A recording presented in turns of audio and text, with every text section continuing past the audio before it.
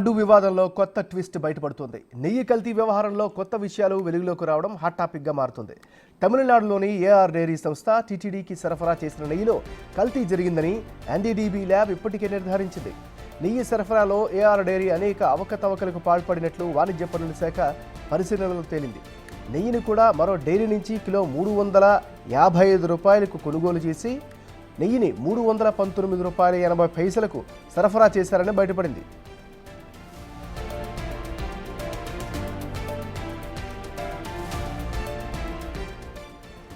AR dairy సంస్థకు భారీగా నెయ్యి ఉత్పత్తి చేసే సామర్థ్యం లేకపోవడంతో తిరుపతి జిల్లాలోని పునబాక వద్ద ఉన్న Sri Vaishnavi dairy specialities limited నుంచి నెయ్యి కొని టీటీడీకి సరఫరా చేసినట్లు తెలుస్తోంది.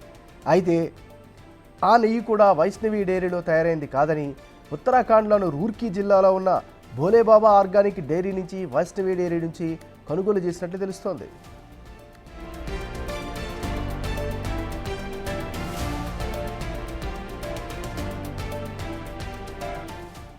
భోలేబాబా ఆర్గానిక్ డైరీ ట్యాంకర్లలో నెయ్యిని ఏఆర్ డైరీకి సరఫరా చేసింది. అవే ట్యాంకర్లను ఏఆర్ డైరీ వేరే ఇన్వాయిస్ నంబర్లతో తిరుపతికి పంపిందని బట్టబయలవుతోంది. రికార్డుల్లో మాత్రమే వైష్ణవి డైరీ భోలేబాబా డైరీ నుంచి కొన్నట్లు, అదేవిధంగా వైష్ణవి డైరీ నుంచి ఏఆర్ డైరీ కొన్నట్లు చూపించినట్టు తెలుస్తోంది. భోలేబాబా డైరీలో డైరెక్టర్లుగా ఉన్న విపిన్ జైన్, పుమిల్ జైన్లే వైష్ణవి డైరీ స్పెషాలిటీస్లోనూ డైరెక్టర్లుగా ఉండడం మరింత షాక్కి గురి చేస్తోంది. దీంతో ఆ రెండు డైరీలు కలిసే ఈ దందా నడిపాయని ఇప్పుడు ఆరోపణలు వినిపిస్తున్నాయి.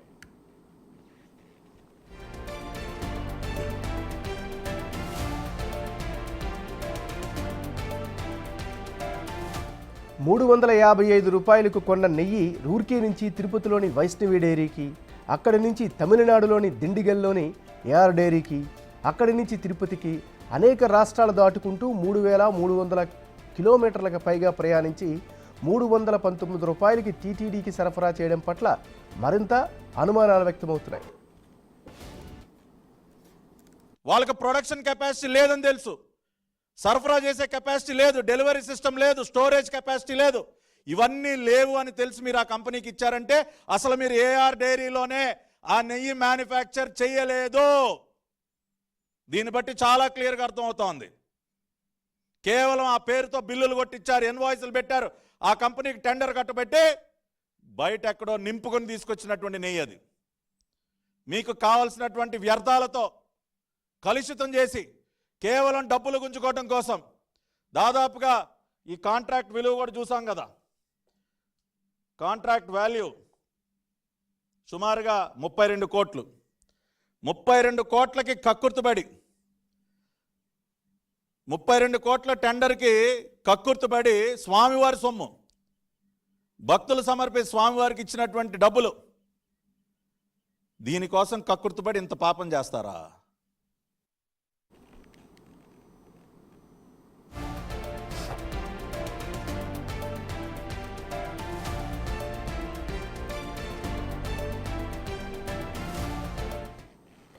తిరుమల లడ్డు వివాదంలో కొత్త ట్విస్ట్ బయటపడుతుంది. నెయ్యి కల్తీ వ్యవహారంలో కొత్త విషయాలు వెలుగులోకి రావడంతో హాట్ టాపిక్గా మారుతుంది. తమిళనాడులోని ఏఆర్ డైరీ సంస్థ టీటీడీకి సరఫరా చేసిన నెయ్యిలో కల్తీ జరిగిందని ఎన్డీడీబీ ల్యాబ్ ఇప్పటికే నిర్ధారించింది. నెయ్యి సరఫరాలో ఏఆర్ డైరీ అనేక అవకతవకలకు పాల్పడినట్లు వాణిజ్య పన్నుల శాఖ పరిశీలనలో కూడా తేలింది. ఇదే అంశానికి సంబంధించి ఓవరాల్ అప్డేట్ని మా రిపోర్టర్ దామోదర్ లైవ్లో అందిస్తారు. దామోదర్, ఎంఎన్ఆర్ ఇన్ని రోజులు కేవలం ఏదైతే ఏఆర్ డైరీ వైష్ణవి డైరీ మధ్య తిరుమలకు సంబంధించిన కల్తీ నెయ్యి వ్యవహారం నడిచింది. అయితే తాజాగా జరుగుతున్న ఘటనలో దీనికి మూలాలు ఉత్తరాఖండ్లోని రూర్కీ జిల్లాలో ఉన్నాయంటూ బయటపడింది. బోలో ఆర్గానిక్ ఏదైతే డైరీ నుంచి నెయ్యి వైష్ణవి డైరీకి తీసుకొచ్చి వైష్ణవి డైరీ నుంచి ఏఆర్ డైరీకి తీసుకెళ్ళి ఏఆర్ డైరీ నుంచి తిరిగి తిరుమలకు తీసుకొచ్చిన పరిస్థితి. అంటే 3300 కిలోమీటర్ల దూరం నుంచి తిరుపతి సమీపంలో 50 కిలోమీటర్ల దూరంలో ఉన్న పునబాక వద్ద ఉన్న వైష్ణవి డైరీకి తీసుకొచ్చారు. వైష్ణవి డైరీ నుంచి మరోసారి 500 కిలోమీటర్లు ఏదైతే తమిళనాడు సేలం జిల్లాలో ఉన్న దిండిగల్ వరకు ట్యాంకర్లు వెళ్ళాయి, అక్కడి నుంచి తిరిగి తిరుమలకు తీసుకొచ్చారు. ఈ విధంగా 3 ట్యాంకర్లు అటు వైష్ణవి డైరీ నుంచి బయటకు వెళ్ళాయి. అయితే మరో ట్యాంకర్ అయితే ఏకంగా వైష్ణవి డైరీ నుంచి తిరిగి నేరుగా ఇటు తిరుమలకు వచ్చిన పరిస్థితి. మొత్తం మీద ఈ వాణిజ్య పన్నుల శాఖ ఇచ్చిన రహస్య నివేదికలో ప్రభుత్వానికి ఇచ్చిన నివేదికలో అనేక ఆసక్తికరమైన విషయాలు బయటపడ్డాయి. అసలు బోలో ఆర్గానిక్ ఫ్యాక్టరీ డైరీ నుంచి ఎందుకు కొనుగోలు చేశారు అన్న విషయం మీదనే ఇప్పుడు పెద్ద చర్చ నడుస్తుంది. ఏదైతే బోలో ఆర్గానిక్ డైరీకి సంబంధించిన డైరెక్టర్లు వైష్ణవి డైరీలో కూడా డైరెక్టర్లుగా ఉండడం విశేషము. వీరిద్దరి ఆధ్వర్యంలోనే ఈ వ్యవహారం నడిచిందా అన్న విషయం మీద ప్రస్తుతం చర్చ నడుస్తుంది. మొత్తం మీద 10 లక్షల కిలోల అంటే నెయ్యికి ఏఆర్ డైరీ టెండర్లు పాడింది. ఇందుకు సంబంధించి 319.90 కొనుగోలు అమ్మకానికి ఏదైతే ఇటు టీటీడీ కొనుగోలు చేస్తున్న పరిస్థితి. అయితే ఏదైతే 355 రూపాయలకు కొనుగోలు చేసిన వైష్ణవి డైరీ ఆ తర్వాత ఏఆర్ డైరీకి 318 రూపాయలు అంటే 1.5 రూపాయి తగ్గించి మరి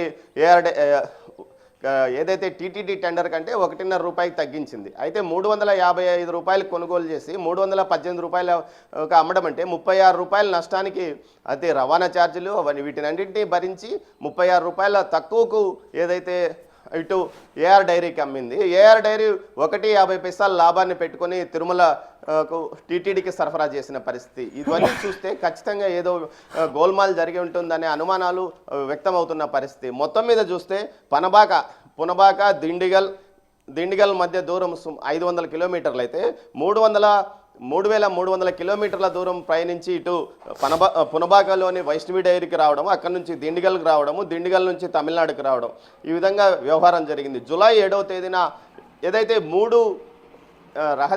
ఈ వాణిజ్య పన్నుల శాఖ ఇచ్చిన ట్యాంకర్ల వివరాల్లో 3 ట్యాంకర్ల వివరాలు ఆసక్తికరంగా ఉన్నాయి. TN02 BA 4959 అనే ట్యాంకరు ఏదైతే జార్ఖండ్ నుంచి ఇటు చేరుకున్న తర్వాత అటు దిండిగల్ వెళ్ళింది. ఆ దిండిగల్ నుంచి మరి తిరిగి తిరుమల వచ్చింది. అయితే AP 26 TC 4779 అనే ట్యాంకర్ మాత్రము ఏదైతే జార్ఖండ్ నుంచి నేరుగా వైష్ణవి డైరీకి వచ్చింది, వైష్ణవి డైరీ నుంచి నేరుగా తిరుమలకి వెళ్ళింది.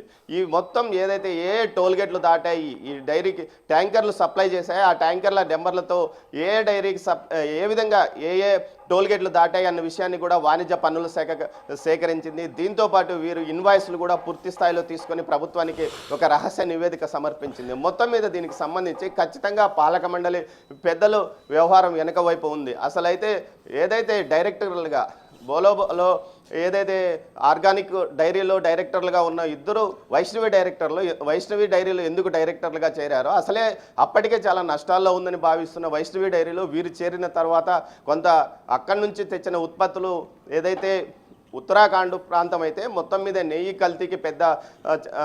కల్తీ జరుగుతుందనే విషయం మీద అక్కడ పెద్ద ఎత్తున ప్రచారం కూడా ఉంది. అలాంటి ప్రాంతం నుంచి వచ్చిన ఏదైతే డైరెక్టర్లు ఇక్కడ నష్టాల్లో ఉన్న వైష్ణవి డైరీని స్వాధీనం చేసుకొని ఆ డైరీ నుంచి ఇతర ప్రాంతాలకు నెయ్యిని సప్లై చేస్తున్నారా, ఏదైతే టీటీడీకి నెయ్యి సరఫరా చేస్తున్నామనే పేరు రావడంతో ఇక్కడ నెయ్యి ఉత్పత్తులు ఇతర ఏదైతే ప్రైవేట్ కంపెనీలు కానీ దేవాలయాలు కానీ కొనుగోలు చేసే అవకాశం ఉంటుందని భావించి టీటీడీకి సప్లై చేయడానికి ప్రయత్నించారా.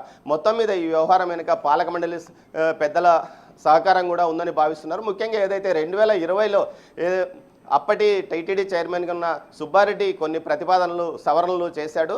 టెండర్ రీషెడ్యూల్లో 371 తీర్మానం మేరకు ముఖ్యంగా ఏదైతే నెయ్యి కొనుగోలు చేసే డైరీ ఖచ్చితంగా అప్పట్లో 4 లక్షల లీటర్లు పాలు ప్రొక్యూర్ చేయాలి, 8 టన్నుల నెయ్యి కెపాసిటీ ఉండాలంటే ఆ నిబంధనలు పూర్తిగా తీసివేశారు. అదేవిధంగా 3 సంవత్సరాల పాటు టర్నోవర్ ఉండాలని భావిస్తే టర్నోవర్ను కూడా 1 సంవత్సరానికి కుదించారు. మరో కొన్ని నిబంధనలు అయితే పూర్తిగా తీసివేసిన పరిస్థితి. ముఖ్యంగా 250 కోట్లు టర్నోవర్ ఉండాలంటే దాన్ని 150 కోట్లకు తగ్గించిన పరిస్థితి. మొత్తం మీద ఈ విధంగా నిబంధనలన్నీ మార్చివేసిన పరిస్థితి. ఈ నిబంధనలు మార్చివేయడం వల్ల చాలా ప్రైవేట్ కంపెనీలు టెండర్లో పాల్గొనడానికి అవకాశం వచ్చింది.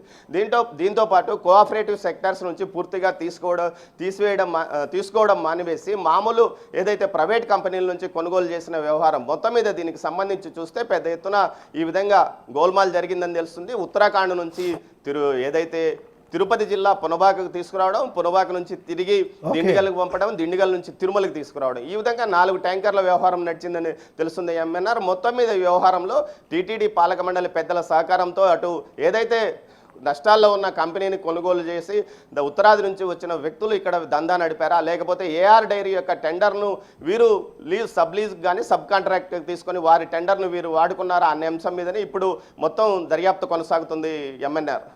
Right, thank you Damodar.